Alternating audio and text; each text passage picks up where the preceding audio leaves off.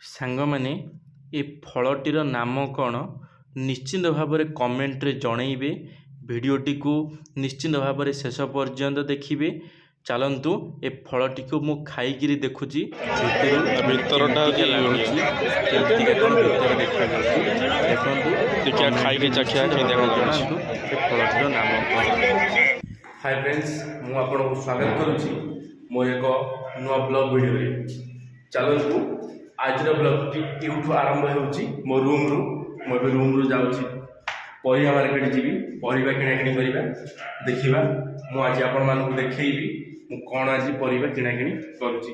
ଚାଲନ୍ତୁ ଭିଡ଼ିଓଟି ଷ୍ଟାର୍ଟ କରିବା। ଦେଖନ୍ତୁ କେତେ ଲୋକମାନେ ସବୁ ଯାଉଛନ୍ତି ପରିବା ମାର୍କେଟ।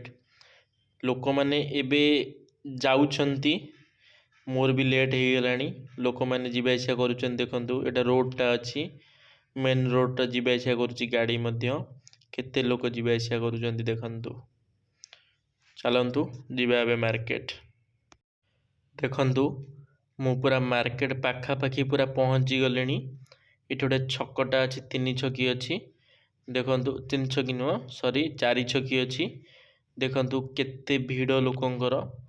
ସେ ଭିତରକୁ ହାଟ ଲାଗୁଛି, ବହୁତ ଭିଡ଼। ଦେଖନ୍ତୁ ବହୁତ ଲୋକ ଏଠି ପୁରା ଆସୁଛନ୍ତି ପରିବାପତ୍ର ନେବା ପାଇଁ। ବହୁତ ବଡ଼ ହାଟ ଲାଗେ।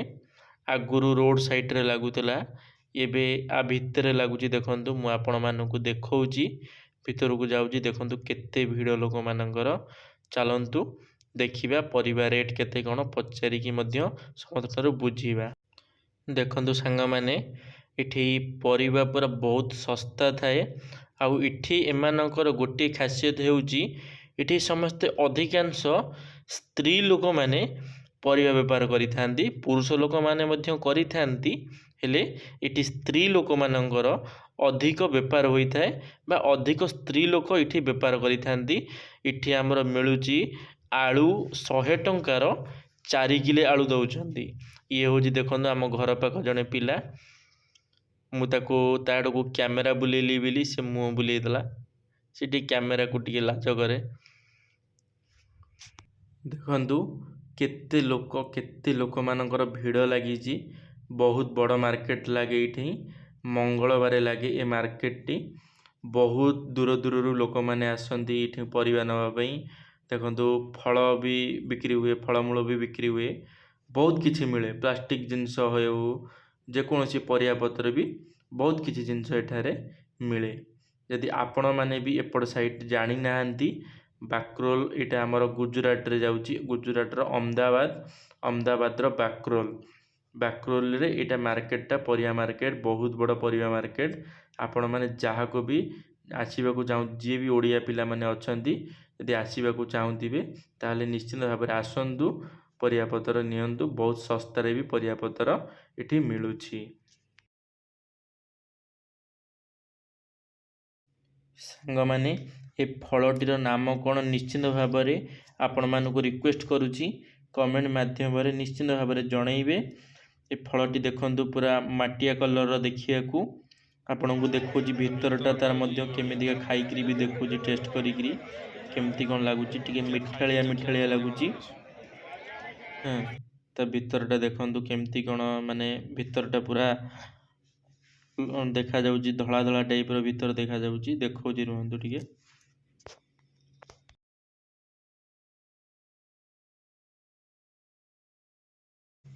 ଏବେ ମୁଁ ଅଙ୍ଗୁର କୋଳି ଖାଉଛି।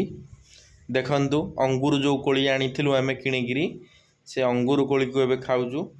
ଅଙ୍ଗୁର କୋଳିଟି ମଧ୍ୟ ବହୁତ ବଢ଼ିଆ ଲାଗୁଥିଲା, ବହୁତ ବଢ଼ିଆ ଟେଷ୍ଟ ଥିଲା, ମିଠା ଲାଗୁଥିଲା, ଖଟା ନଥିଲା, ବଢ଼ିଆ ଲାଗୁଥିଲା। ଦେଖନ୍ତୁ ସାଙ୍ଗମାନେ, ଏଠି 50 ଟଙ୍କାର 10ଟି ସାବୁନ ମିଳୁଛି, ଦେହ ଲଗା ସାବୁନ। ଆପଣମାନେ ଜାଣିପାରୁଥିବେ କେତେ ଶସ୍ତା। 50 ଟଙ୍କାରେ 10 ଖଣ୍ଡ ସାବୁନ, ସବୁ ଜିନିଷ ଅଛି ୟାଙ୍କ ପାଖରେ। ଦେଖନ୍ତୁ ଇଏ ବି ଜଣେ ସ୍ତ୍ରୀ ଲୋକ। ସବୁ ଏଠି ସ୍ତ୍ରୀ ଲୋକ ହିଁ ବେପାର କରୁଛନ୍ତି। ଦେଖନ୍ତୁ ପଛପଟେ ଆଉ ଜଣେ ବସିଛନ୍ତି, ତାଙ୍କର ଜଣେ ସ୍ତ୍ରୀ ଲୋକ କପଡ଼ା ଦୋକାନ କରି ବସିଛନ୍ତି, କପଡ଼ା ବିକୁଛନ୍ତି। ସେ ମଧ୍ୟ ଜଣେ ସ୍ତ୍ରୀ ଲୋକ। ଏଠି ସମସ୍ତେ ଅଧିକାଂଶ ସ୍ତ୍ରୀ ଲୋକ ହିଁ ବେପାର କରିଥାନ୍ତି। ଦେଖନ୍ତୁ ସାଙ୍ଗମାନେ, ଆପଣମାନେ ଜାଣିଥିବେ ଯେତେବେଳେ ଆମ୍ବ କଞ୍ଚା ଥାଏ, ସେତେବେଳେ ଆମ୍ବକୁ ଚୋପା ଛଡ଼େଇ ସେଥିରେ ଲଙ୍କା ଗୁଣ୍ଡ ଲୁଣ ଏମିତି କିଛି ମିଶେଇକିରି ପିଲାମାନେ ଖାଆନ୍ତି। ବହୁତ ଭଲ ଲାଗେ, ଖଟାଳିଆ ଖଟାଳିଆ ଲାଗେ, ରାଗୁଆ ରାଗୁଆ ଲାଗେ, ବହୁତ ଟେଷ୍ଟ ଲାଗେ। ମୁଁ ଭାବିଥିଲି କି ମୁଁ ଗୋଟେ ଆଜି ଆମ୍ବ ନେଇକିରି ସେମିତି କିଛି କରିକିରି ତାକୁ ଖାଇବି, ହେଲେ ସେସବୁ ଜିନିଷ ହୋଇପାରିଲା ନାହିଁ। କାରଣ ଆମ୍ବ ମାନେ ପୁରା ଦବି ଯାଇଥିଲା କହିଲେ ଚଳେ, ମାନେ ପୁରା ନରମ ହୋଇଯାଇଥିଲା ଭିତରୁ, ପୁରା ଚିପିଲା ବେଳକୁ ପୁରା ପୁଚପୁଚ ହେଉଥିଲା, ମାନେ ପୁରା ଶୁଖି ଯାଇଥିଲା ଭିତରୁ। ସେଥିପାଇଁ ମୁଁ ଆଉ ଆମ୍ବ ନେଲି ନାହିଁ। ମୁଁ ଦେଖିଲି ବହୁତ କିଛି ମାନେ ଇଏ କଲି, ବହୁତ ସମସ୍ତଙ୍କ ପାଖରେ ଆମ୍ବ ନଥିଲା ନା, ବହୁତ କମ୍ ଆମ୍ବ ଥିଲା। ଆମର ବି ଯାଉ ଯାଉ ଲେଟ୍ ହେଇଗଲା, ସେଥିପାଇଁ ଆମ୍ବ ବି ସରିଯାଇଥିଲା। ହେଲେ ଯେଉଁ ଆମ୍ବ ମୁଁ ଏବେ ଦେଖୁଛି ସେ ଆମ୍ବ ବିଲକୁଲ ବି ଭଲ ନୁହଁ, ସେ ପୁରା ପୁଚୁ ପୁଚୁ ହେଉଛି, ପୁରା ଦବି ଯାଉଛି। ସେଥିପାଇଁ ମୁଁ ଆମ୍ବ ଆଣିଲି ନାହିଁ। ଦେଖନ୍ତୁ ସାଙ୍ଗମାନେ, ଏଠି ଜଣେ ବାଦାମ ବିକୁଥିଲେ ଜଣେ ଭାଇ, ତାଙ୍କଠାରୁ ବାଦାମର କିଛି ଦାନା ନେଲି 10 ଟଙ୍କାର। ବହୁତ ବଢ଼ିଆ ଲାଗେ। ଆପଣମାନେ ବି ଯଦି ଖାଇଥିବେ ନିଶ୍ଚିତ ଭାବରେ କମେଣ୍ଟ ବକ୍ସରେ ଜଣେଇବେ କେମିତି କ'ଣ ଟେଷ୍ଟ ଲାଗେ। ବହୁତ ବଢ଼ିଆ ଲାଗେ, ଗରମ ଗରମ ପୁରା ଭାଜିକି ସାଙ୍ଗେ ସାଙ୍ଗେ ରଖିଥିଲେ ଟିଫିନରେ। 10 ଟଙ୍କାର ଆଣିଲି, ବହୁତ ବଢ଼ିଆ ଲାଗେ ମୋତେ। ବାଦାମ ମୋ ଫେଭରାଇଟ୍, ସେଥିପାଇଁ ମୁଁ ବାଦାମ ଆଣିଲି, ଖାଇଲି। ଆପଣମାନେ ଯଦି ଖାଇଥିବେ ନିଶ୍ଚିତ ଭାବରେ କମେଣ୍ଟରେ ଜଣେଇବେ। ଦେଖନ୍ତୁ ସାଙ୍ଗମାନେ, ଏବେ ଆମେ ଗୁପଚୁପ ଖାଇବାକୁ ପଳେଇ ଆସିଲୁ। ଦେଖନ୍ତୁ ଏଠି ଗୁପଚୁପ ଦେଲାବେଳେ ପିଆଜ ବି ଦିଅନ୍ତି, ଆଉ ଗୁପଚୁପରେ 2 ପ୍ରକାରର ଦିଅନ୍ତି ଇଏ। ଆଳୁ ଭର୍ତ୍ତା ବି ଦିଅନ୍ତି, ଆଉ ଗୋଟେ ଆଙ୍କର ଗୋଟେ ତରକାରୀ ଟାଇପ୍ର ବନାନ୍ତି, ଆଳୁରେ ତିଆରି କରନ୍ତି। ସେ ବି ବହୁତ ବଢ଼ିଆ ଲାଗେ, ବହୁତ ବଢ଼ିଆ ଟେଷ୍ଟ ଲାଗେ। ସାଙ୍ଗମାନେ, ଏବେ ପରିବା କିଣାକିଣି ଆମର ସବୁ ସରିଗଲା। ଏବେ ଆମେ ରୁମ୍କୁ ଯାଉଛୁ। କିଛି ବାଟ 500 ମିଟର ଭଳି ଚାଲି ଚାଲି ଯିବାକୁ ପଡ଼ିବ ରୁମ୍ ଯାକେ।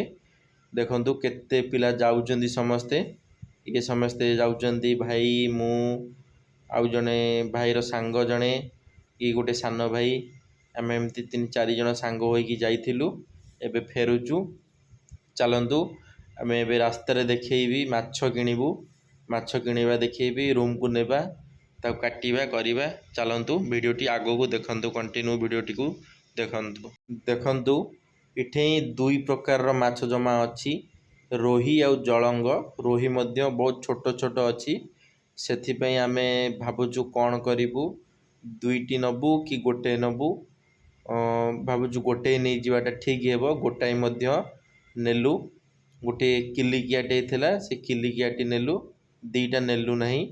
ଦେଖନ୍ତୁ ଦେଖନ୍ତୁ ଆମେ ଆସି ଏବେ କମ୍ପାନୀ ପାଖାପାଖି ପହଞ୍ଚିଗଲୁ। ମାଛ ଆଣିକି ଆସିଛୁ। ମାଛ ଖାଲି ସଫା କରିକି ନେଇ ଆସିଛୁ, କାତି ତା ଉପର ଯାହା ଥାଏ ସବୁ ଛଡ଼େଇବାକୁ, ସେ କାଟି କୁଟି ଦେଇ ଆସିଛୁ। ଖାଲି ଏଠି ରୁମ୍ରେ ତାକୁ କାଟିବୁ, ଭଲ କି ପିସ୍ କରିବୁ।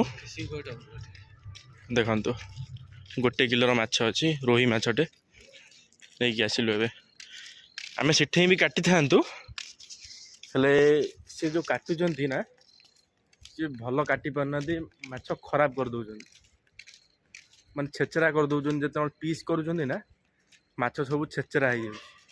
ସେଥିପାଇଁ ଆମେ ନେଇ ଆସିଲୁ ରୁମ୍କୁ, ସେଠୁ ସଫା କରିକି ରୁମ୍କୁ ନେଇ ଆସିଲୁ। ରୁମ୍ରେ ତାକୁ ଭଲସେ ପିସ୍ କରିକି କାଟିବୁ, ଆପଣମାନଙ୍କୁ ମଧ୍ୟ ଦେଖେଇବୁ। ଚାଲନ୍ତୁ। ଆରମ୍ଭ ହେଲା, ପୁରା ସଫାସଫି କରିକି ଆଣିଥିଲୁ। କାତି ପର ପକ୍ଷୀ ଏରିଆ ସବୁ ଛଡ଼େଇ ଦେଇଥିଲୁ, ଟିକେ ଟିକେ ଅଛି। ଯେଉଁମାନେ ବାହାରେ ରହୁଛନ୍ତି ସେମାନେ ଜାଣିଥିବେ ନିଶ୍ଚିନ୍ତ, ପନିକି ନଥାଏ, ସମସ୍ତେ ଛୁରୀରେ କାଟନ୍ତି। ଆମେ ଏଠି ମାଛ ଚିକେନ୍ କାଟିବୁ ବୋଲି ସ୍ୱତନ୍ତ୍ର ତା ପାଇଁ ପୁରା ମଗା ହେଇଛି ପନିକି। ଦେଖନ୍ତୁ ପୁରା ମଗା ହେଇଛି, ଅନଲାଇନ୍ରୁ ପନିକି ମଗା ହେଇଛି ପୁରା। ସେ ପନିକି ଦେହରେ ମାଛ କଟା ହେଉଛି।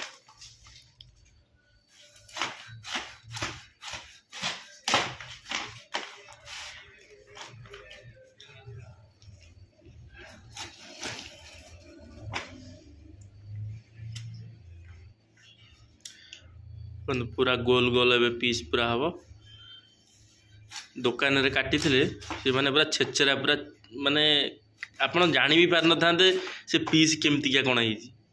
ଏମିତି ସେ କାଟୁଛନ୍ତି, ପୁରା ଖରାପ କରିଦେଉଛନ୍ତି ମାଛ, ଖାଇବା ପାଇଁ ବି ମଜା ଆସୁନି। ସେଥିପାଇଁ ଆମେ ରୁମ୍କୁ ନେଇ ଆସୁ, रूम रे आनी ताको भलसे रूम रे सफा करी भलसे काटू।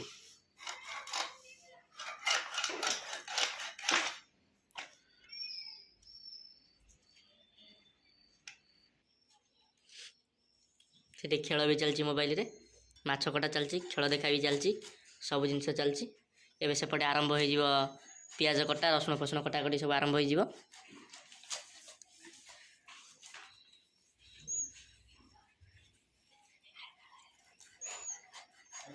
ଏ ଆମ କାଳୁ ପଳେଇ ଆଇଲା, କାଳୁ ପାଇଁ ମଧ୍ୟ ଆଜି ଆସିଛି। ଦେଖନ୍ତୁ ସେ କ'ଣ ହେଉଛି। କାଳୁ ହେ ସେ ପୁରା ଉପରୁ ଚଢ଼ି ଆସିବ, ଜାଣିନାହାନ୍ତି ତା କଥା। ଆଉ ଗୋଟେ କୁଆଡ଼େ ଗଲା କେଜାଣି, ଦୁଇଟା ଅଛନ୍ତି, ଆଉ ଜଣେ ରନି ବି ଅଛି, ତିନିଟା ଅଛନ୍ତି ଟୋଟାଲି। ତାଙ୍କ ଖବର ବି ବୁଝିବାକୁ ପଡ଼ୁଛି। କ'ଣ କରିବା, ପଶୁଜନ୍ତୁ ସମସ୍ତଙ୍କ ଖବର ତ ବୁଝିବାକୁ ପଡ଼ିବ।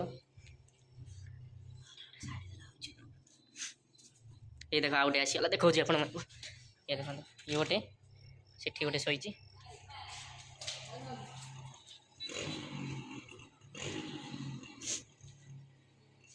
ଏସବୁ ଦେଖି ପାରୁଥିବେ ଆପଣମାନଙ୍କୁ ପୁରା ଦେଶୀ ଭାଇକି ଦେଖାଯାଉଥିବେ, ହେଲେ ଏମାନେ ଦେଶୀ ନୁହନ୍ତି, ଏମାନେ ହେଉଛନ୍ତି ଲାବ୍ରାଡୋର। ଆପଣ ଜାଣିଥିବେ ଆଙ୍କ ରେଟ୍ ହେଉଛି 15,000 ଟଙ୍କା ନେଖା। ଯେତେବେଳେ ଆମେ ଆଣିଥିଲୁ ପୁରା ଛୋଟିଆ ଛୋଟିଆ, ପୁରା ଏଡ଼ିକି ଟିକେ ଟିକେ ହେଇଥିଲେ, ପୁରା ଛୋଟିଆ ଛୋଟିଆ ହେଇଥିଲେ। 15,000 ଟଙ୍କା ସେତେବେଳେ ନେଇଥିଲା। ଏବେ ଦେଖନ୍ତୁ କେତେ ବଡ଼ ବଡ଼ ହେଇଗଲେ, ତଥାପି 1.5 ବର୍ଷ 2 ବର୍ଷ ପାଖାପାଖି ହେଇଗଲେଣି। ଚାଲନ୍ତୁ ଭିଡ଼ିଓଟିକୁ କଣ୍ଟିନ୍ୟୁ କରିବା, ଆପଣମାନଙ୍କୁ ଆଗକୁ ଦେଖେଇବି। ତରକାରୀ ମଧ୍ୟ ହେବ। ଏ ଦେଖନ୍ତୁ ରୁମ୍, ବ୍ୟାଚେଲର ସମସ୍ତେ ଆପଣମାନେ ଜାଣିଥିବେ, ରୁମ୍ ବି ଏତେ ସଫାସଫି ରଖନ୍ତିନି, 3-4 ଜଣ ସାଙ୍ଗ ହୋଇ ରହୁଛନ୍ତି।